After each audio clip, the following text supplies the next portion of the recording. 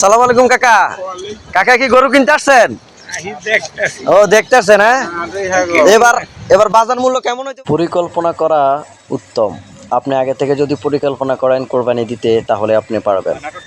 নাটোর থেকে কয়টা আনছেন গরু? এই দুইটা আনছেন, হ্যাঁ। এটা কি গরুর কি কোনো নাম রাখা হয়েছে নাকি? নাম রাখা হয় না।